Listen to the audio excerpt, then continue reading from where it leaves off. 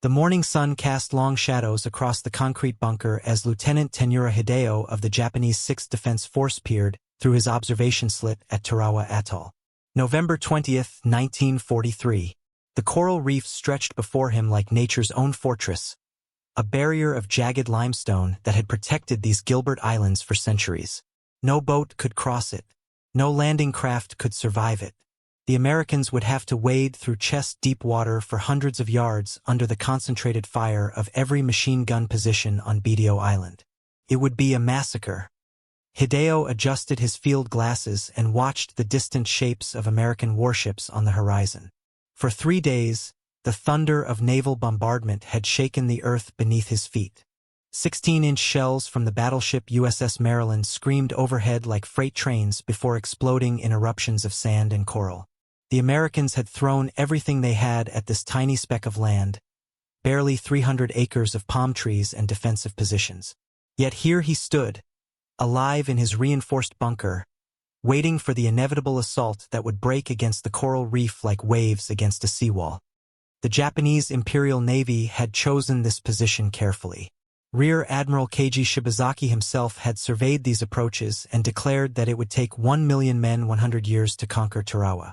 The coral reef was their greatest ally, a natural obstacle that would force the enemy to expose themselves in the killing zone where Japanese artillery had been zeroed in for months. Every gun emplacement, every machine gun nest, every mortar position had been positioned to create interlocking fields of fire across that deadly approach. But Lieutenant Hideo had never seen an American landing vehicle tracked. Nobody in the Japanese Empire had. 3,000 miles away in Clearwater, Florida, Donald Roebling wiped his hands on an oil-stained rag and stepped back to examine his latest creation. The year was 1935, and the brilliant engineer had just completed the third prototype of what he called the Alligator, an amphibious rescue vehicle designed to navigate the treacherous swamps and hurricane-flooded regions of the Everglades. The machine looked like nothing that had ever been built before, a boat with tracks instead of wheels, capable of swimming through water and crawling across land with equal facility. Roebling had not set out to revolutionize warfare. His father, the financier John Augustus Roebling II, had been personally affected by the devastating 1926 hurricane that killed over 2,000 people in South Florida. Many had died not from the storm itself, but because rescue vehicles could not reach them through the flooded terrain. Traditional boats ran aground in shallow water, while wheeled vehicles sank in the marsh. What was needed was something that could transition seamlessly from water to land, something that could go where no other vehicle could go. The Alligator's revolutionary design centered on its tracked propulsion system. Roebling had developed specially designed track shoes that functioned like paddles in water while providing traction on land. The lightweight aluminum hull displaced enough water to keep the vehicle afloat, while housing a Hercules WXLC 3 6-cylinder engine that delivered 146 horsepower. In water, the tracks acted as primitive paddle wheels, pushing the Alligator forward at nearly 7 miles per hour. On land, those same tracks could carry the vehicle over terrain that would stop any conventional automobile. But it was a Life magazine article in October 1937 that would change the course of history. A Marine Corps officer at Quantico, Virginia, spotted the photograph of Roebling's strange amphibious machine and immediately grasped its military potential. The United States Marine Corps had been developing amphibious warfare doctrine since the end of World War I, studying the disasters at Gallipoli and seeking solutions to the fundamental problem of ship-to-shore movement. How do you get men and equipment from naval vessels onto a defended beach? The conventional landing craft of the era required relatively calm water and solid ground. They could not operate in surf, could not cross coral reefs, and certainly could not continue inland once they reached the shore. General Thomas Holcomb, Commandant of the Marine Corps, recognized immediately that Roebling's Alligator could solve the most pressing challenges facing amphibious assault. In 1940, he dispatched Major John A. Calough to Florida to evaluate the civilian rescue vehicle for military applications. Calough spent weeks testing the Alligator in both water and swampland, filming its capabilities with a 16mm camera and writing detailed reports that would eventually reach the highest levels of American military planning. The transformation from civilian rescue vehicle to military assault craft began in February 1941, when the United States Navy awarded Donald Roebling a contract to produce 200 examples of an upgraded version for military use. The new design, designated Landing Vehicle Tracked Model 1 or LVT-1, incorporated input from Marine Corps officers who understood the realities of amphibious warfare. The cargo bay was expanded to carry over 2 tons of equipment or 24 fully armed Marines. The hull was strengthened to withstand the punishment of combat operations. Machine gun mounts were added to provide defensive firepower. By December 7, 1941, when Japanese aircraft attacked Pearl Harbor and thrust America into World War II, the first LVT-1 Alligators were already rolling off the production line at the Food Machinery Corporation plant in San Jose, California. The Marines finally had their ship-to-shore solution, though none of them yet understood how revolutionary this tracked amphibian would prove to be. The first combat use of American landing vehicle tracked came not in the Pacific, but in the steamy jungles of Guadalcanal in August 1942. Company B of the 1st Amphibian Tractor Battalion went ashore with the 1st Marine Regiment, their LVT-1s loaded not with assault troops but with critical supplies. The vehicles performed exactly as designed, carrying ammunition, food, and medical equipment from the transport ships to the beachhead without difficulty. But this was an uncontested landing against minimal Japanese resistance. The true test would come later, when the Marines would ask these tracked amphibians to carry assault troops directly into the teeth of concentrated enemy fire. Lieutenant General Holland M. Smith, commander of V Amphibious Corps, watched the Guadalcanal operations with intense interest. The LVTs had proven their worth in logistics, but Smith envisioned a far more aggressive use for these unique vehicles. Why stop at the water's edge? Why not drive directly onto the beach and continue inland, bypassing the deadly killing zone where conventional landing craft dropped their troops? Smith began advocating for the use of LVTs as assault vehicles, not merely cargo carriers. His vision would soon be put to the ultimate test in the Central Pacific. Back in Germany, Hans Trippel had been working on amphibious vehicle technology since 1932, years before the Americans began their LVT program. The brilliant German engineer had taken a different approach, modifying existing automobile chassis to provide amphibious capability rather than designing dedicated amphibious vehicles from scratch. His Schwimmwagen, based on the Volkswagen Kübelwagen chassis, could achieve 40 km per hour on land and 10 km per hour in water using its 190 kilowatt Maybach engine. But Trippel's vehicles were designed for reconnaissance and special operations, not mass amphibious assault. The German Wehrmacht had ordered the development of the Landwasserschlepper or LWS from Rheinmetall in 1936, a tracked amphibious vehicle intended for landing operations, but German strategic doctrine never embraced amphibious warfare to the extent that the Americans did. Germany was a continental power focused on land campaigns in Europe and North Africa. The vast ocean expanses of the Pacific were an American problem, requiring American solutions. By contrast, Italian amphibious technology was virtually non-existent. The Regia Marina, Italy's Royal Navy, possessed some of the finest battleships and cruisers in the world, but had devoted little attention to specialized landing craft or amphibious vehicles. This would prove to be a fatal oversight as Allied amphibious assaults began targeting Italian territory in 1943. The strategic situation in the Pacific began accelerating toward a showdown in late 1943. American forces had fought their way up the Solomon Islands chain, capturing Guadalcanal after 6 months of brutal combat. Australian and American troops had cleared Japanese forces from Papua New Guinea. The time had come for the United States to begin its drive across the Central Pacific toward the Japanese home islands, and that drive would begin with an assault on the Gilbert Islands. Operation Galvanic, the American invasion of the Gilberts, would test every innovation in amphibious warfare that the United States had developed. The primary target was Tarawa Atoll, specifically the tiny island of Betio where the Japanese had constructed an airfield and concentrated over 4,500 defenders. Betio was only 291 acres, roughly the size of New York's Central Park, but it had been fortified into what Japanese propaganda called the most heavily defended position in the Pacific. Rear Admiral Keiji Shibazaki had transformed Betio into a masterpiece of defensive engineering. Concrete bunkers and steel-reinforced pillboxes covered every approach to the island. Interlocking fields of machine gun fire were positioned to sweep the beaches and offshore waters. Artillery and mortar positions were zeroed in on likely landing zones. Most importantly, the entire northern approach to Betio was protected by a coral reef that extended hundreds of yards from shore, creating a natural barrier that conventional landing craft could not cross.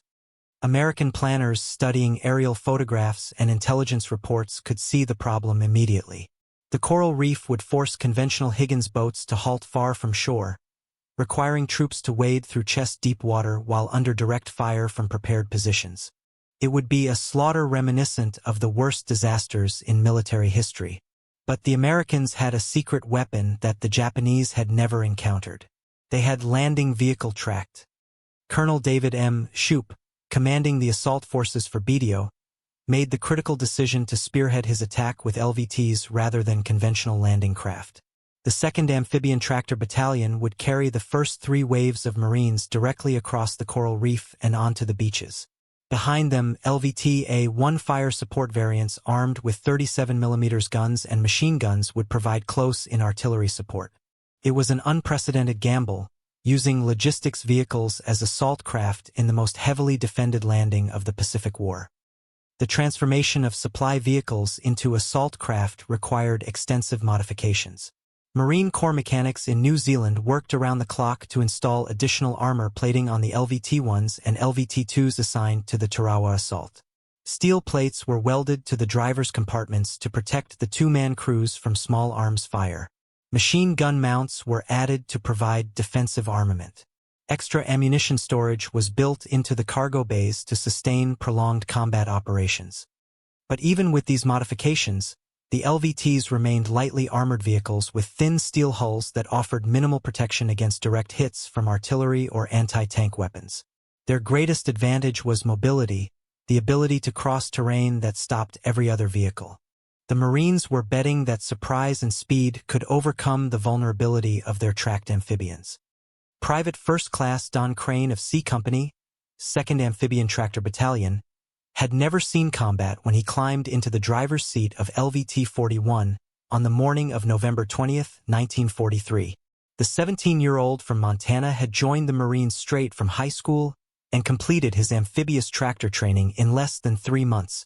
Now he was about to participate in the most ambitious amphibious assault in Marine Corps history, driving his 23-foot-long tracked vehicle across 9 miles of open ocean under enemy fire. Crane's LVT-41 carried 23 Marines from the assault waves, packed into the cargo bay with their rifles, ammunition, and personal gear. The addition of armor plating and extra equipment had reduced the vehicle's already modest water speed to barely 5 miles per hour, making the long transit from the transport ships to the beach a grueling endurance test. For hours, the Marines crouched in the cramped cargo bay while their tracked amphibians struggled through heavy swells toward the distant coral reef. At 0630 hours, the first wave of LVTs crossed the line of departure and began their assault on Red Beach 2, the most heavily defended sector of Betio Island. Naval gunfire had been pounding the Japanese positions since before dawn, but as the tracked vehicles approached the coral reef, that protective bombardment had to lift to avoid hitting the assault troops. For the final 10 minutes of their approach, the LVTs would be on their own, crawling across the reef under direct observation from Japanese gunners who had been waiting for this moment for months. Lieutenant Taniura Hideo watched in stunned amazement as the first American vehicles appeared at the edge of the coral reef. These were not the landing boats that Japanese intelligence had prepared for. These strange, tracked machines looked like nothing he had ever seen, part boat, part tank, churning through the water with mechanical determination. As he focused his field glasses on the leading vehicle, Hideo realized that the Americans had solved the coral reef problem. These amphibious tractors were not stopping at the water's edge. They were climbing directly onto the coral, their tracks gripping the rough limestone surface as they continued their advance toward the beach. The illusion of an uncontested assault vanished instantly. Japanese machine gunners who had been waiting for landing craft to ground on the reef found themselves facing targets that refused to stop moving. The tracked amphibians, which Japanese observers would later describe as scorpion vehicles and spiders, waddled out of the lagoon and clawed onto the coral reef with mechanical persistence that defied every assumption about amphibious warfare. Japanese artillery and mortar positions opened fire immediately, sending air bursts exploding around the advancing LVTs. The tracked vehicles were sitting targets during their slow crawl across the reef, unable to maneuver effectively while maintaining their heading toward the assigned beach sectors. Machine gun bullets sparked off steel armor plates while larger weapons searched for direct hits that would stop these unprecedented attackers. Don Crane felt his LVT-41 shudder as Japanese fire concentrated on his sector. Through the narrow vision slit in his armored cab, he could see the muzzle flashes of enemy weapons all along the beach. The Marines in his cargo bay were pressed against the deck, trying to make themselves as small as possible while their tracked amphibian ground forward at walking speed. At 3,000 yards from shore, Japanese air bursts were peppering the vehicle with shrapnel. At 1,000 yards, machine gun fire was striking the armor plating with increasing frequency. The Japanese had never encountered anything like the American landing vehicle tracked, and their defensive preparations had not accounted for vehicles that could cross the coral reef barrier. Artillery positions had been zeroed in on the beach and the edge of the reef, where conventional landing craft were expected to ground. Machine gun positions had been sited to sweep areas where troops would be forced to wade ashore. The interlocking fields of fire that would have devastated conventional amphibious assault were less effective against targets that could continue moving inland. But the LVTs were not invulnerable. Japanese defenders quickly adapted their tactics, concentrating fire on individual vehicles and using anti-tank weapons to achieve direct hits. Of the 42 LVTs in the first wave, 8 were knocked out before reaching the beach, their crews killed or wounded and their passengers forced to continue the assault on foot. Don Crane's LVT-41 was among those 8, taking a direct hit from Japanese artillery that killed 20 of the 23 Marines in the cargo bay and left the vehicle burning on the reef. The surviving Marines waded through surf and scrambled over coral heads to reach the beach, carrying wounded comrades and salvaging what equipment they could from their destroyed amphibian tractor. Don Crane, miraculously uninjured despite the destruction of his vehicle, spent the next hour pulling wounded Marines to safety and providing first aid until corpsmen could reach them. The tracked amphibian that had carried him across the impossible coral reef was now a smoking wreck, but it had accomplished its mission. The Marines were ashore. The tactical success of the LVT assault at Tarawa sent shockwaves through military establishments around the world. Japanese commanders who had witnessed the battle reported in stunned language about American vehicles that could cross coral reefs and continue fighting inland. German military observers studying intelligence reports from the Pacific began reevaluating their own defensive preparations along the European coast. Italian commanders watching Allied amphibious capabilities in the Mediterranean realized that conventional coastal defense was rapidly becoming obsolete. The Japanese response was immediate and comprehensive. Imperial Japanese Navy engineers began developing countermeasures specifically designed to stop tracked amphibious vehicles. Underwater obstacles were redesigned to damage track systems rather than hull bottoms. Artillery positions were repositioned to engage targets on coral reefs rather than just at the waterline. Anti-tank mines were deployed in areas that had previously been considered inaccessible to armored vehicles. But the American LVT program was accelerating faster than Japanese defensive adaptations. Production facilities in the United States were turning out 500 tracked amphibians per month by early 1944, incorporating lessons learned from the Tarawa assault. The LVT-2 Water Buffalo featured improved reliability and heavier armor protection. The LVT-4 introduced a rear ramp that allowed rapid unloading of troops and equipment. The LVT-A mounted a 75mm howitzer in an open turret, providing direct fire support equivalent to a light tank. Each successive amphibious assault in the Central Pacific showcased new capabilities and improvements in American tracked amphibian technology. The Marshall Islands campaign in February 1944 employed 350 LVTs and LVT-A-S, overwhelming Japanese defenders who had prepared for conventional landing craft. The Saipan assault in June 1944 featured 6 battalions of cargo LVTs and 2 battalions of armored fire support variants, delivering massive combat power directly onto defended beaches. In Europe, German coastal defenders watched with growing alarm as Allied amphibious capabilities expanded beyond anything they had prepared for. The invasion of Sicily in July 1943 demonstrated American ability to land over 150,000 troops in a single operation, supported by more than 3,000 ships and 4,000 aircraft. Operation Avalanche at Salerno in September 1943 saw 165,000 Allied troops establish a beachhead against determined German resistance. Operation Shingle at Anzio in January 1944 put 36,000 soldiers and 3,200 vehicles ashore in the initial assault waves. German defensive doctrine had been based on the assumption that amphibious assaults could be stopped at the waterline through concentrated firepower and prepared obstacles. The Wehrmacht had constructed the Atlantic Wall, a series of fortifications along the French coast designed to prevent Allied landings through overwhelming defensive strength. But American tracked amphibians and other specialized assault equipment were making these static defenses increasingly obsolete. Field Marshal Erwin Rommel, appointed to strengthen German coastal defenses in late 1943, understood immediately that conventional fortifications would not be sufficient to stop the kind of amphibious assault that Americans were perfecting in the Pacific.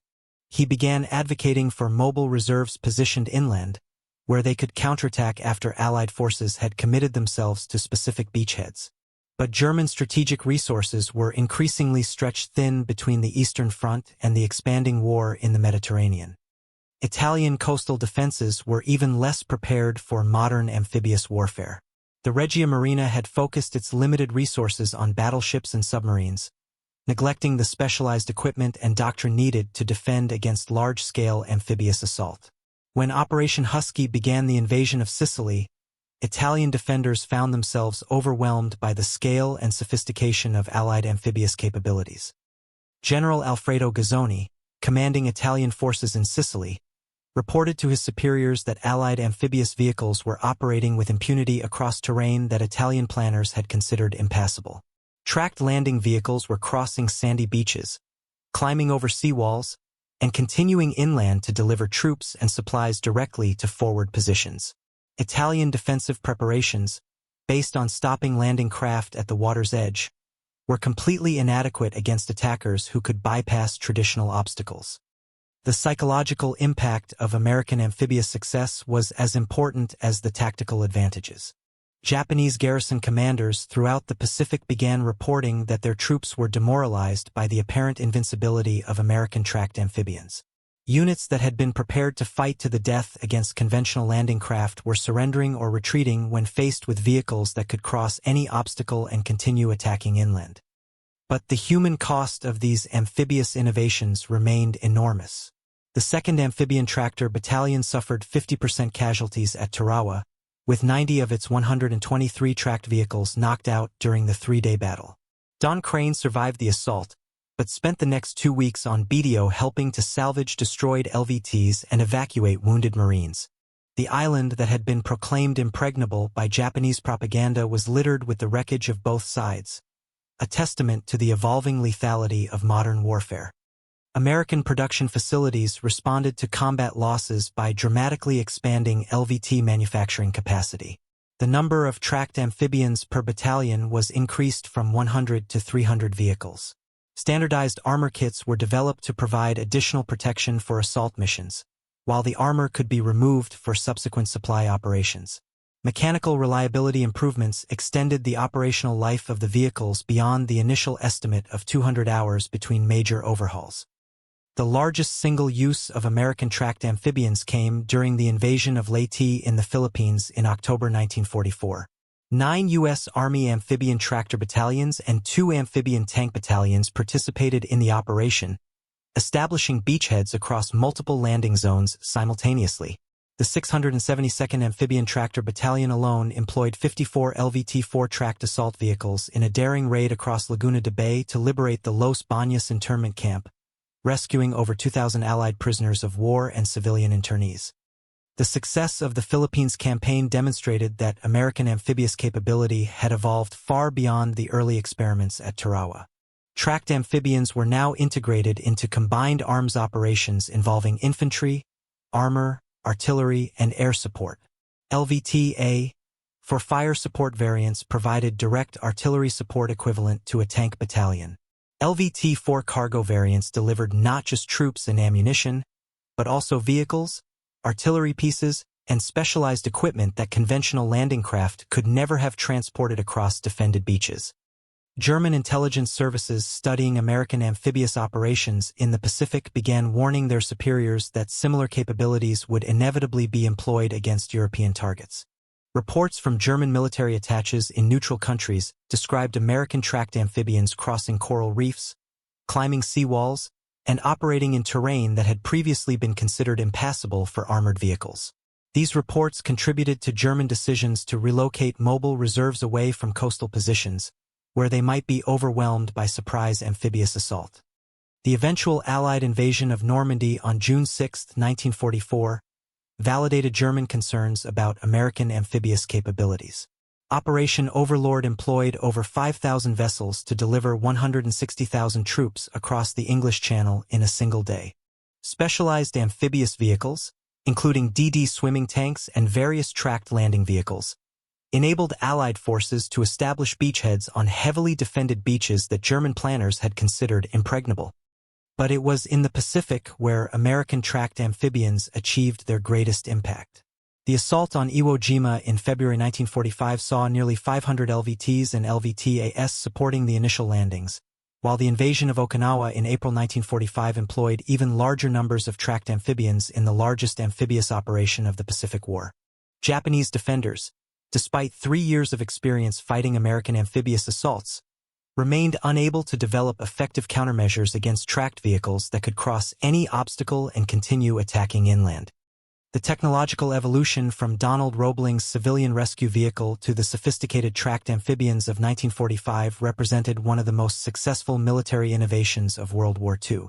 Over 18,620 landing vehicle tracked of all variants were produced during the war, serving with American, British, Canadian, and other Allied forces in every theater of operations.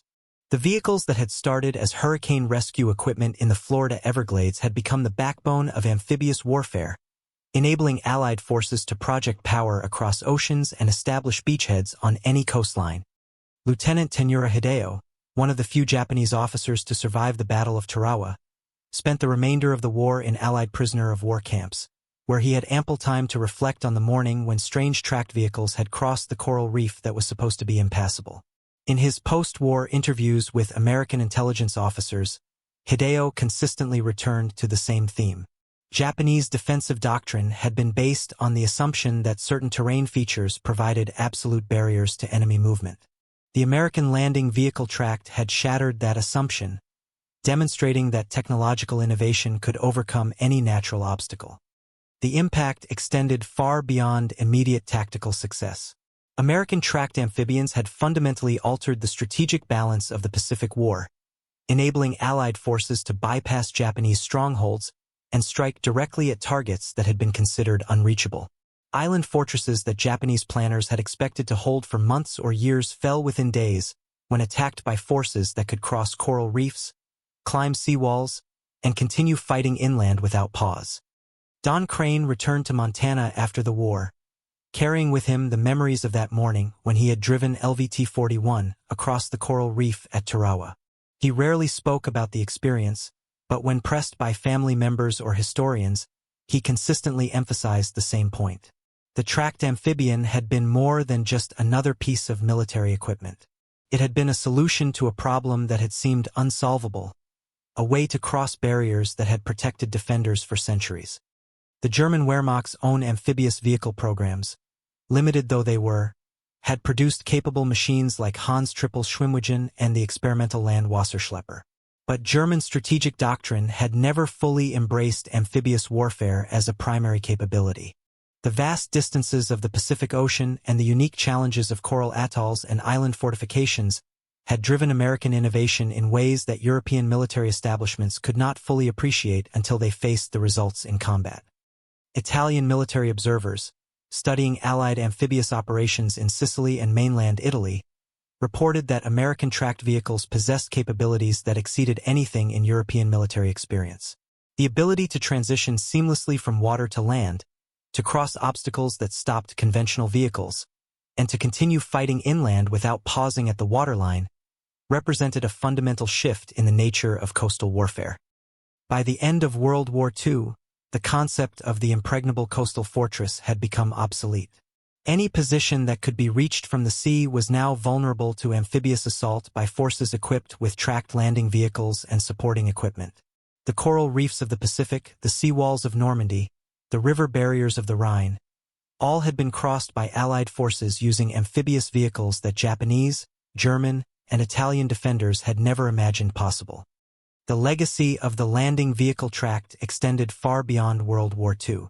The basic concept of tracked amphibious vehicles became standard equipment for armies around the world, with successive generations of improved designs serving in conflicts from Korea to Vietnam to the present day. The United States Marine Corps continues to operate amphibious assault vehicles that trace their lineage directly back to Donald Roebling's original Alligator design. But perhaps the most important legacy was conceptual rather than technical. The success of American tracked amphibians demonstrated that innovative thinking could overcome seemingly insurmountable obstacles. The coral reef that protected Tarawa had stood as a natural barrier for millions of years. Japanese military engineers had studied that reef for months, calculating exactly how it would channel attacking forces into prepared killing zones. Yet American innovation had rendered all those preparations irrelevant in a matter of hours. The story of the landing vehicle tract serves as a reminder that military technology is constantly evolving, and that yesterday's absolute barriers may become tomorrow's minor inconveniences. The Japanese defenders who watched in stunned amazement as tracked amphibians crossed the impossible coral reef were witnessing the future of warfare, though they could not have known it at the time. In the end, the tracked amphibians that shocked Japanese defenders at Tarawa represented more than just mechanical innovation. They embodied American industrial capability, engineering creativity, and tactical adaptability working together to solve problems that had seemed unsolvable. From Donald Roebling's Florida workshop to the coral reefs of the Central Pacific, the landing vehicle tract had evolved from civilian rescue equipment to the instrument of Japanese defeat, carried forward by Marines like Don Crane who had the courage to drive across barriers that others considered impassable. The coral reef at Tarawa still exists today, as formidable as ever to conventional boats and landing craft. But the precedent established by those first tracked amphibians in November 1943 continues to influence military thinking around the world. No barrier is truly impassable. No position is completely impregnable. Innovation and determination can overcome any obstacle, as Japanese defenders learned to their cost when American LVTs crossed the reef that was supposed to protect them forever.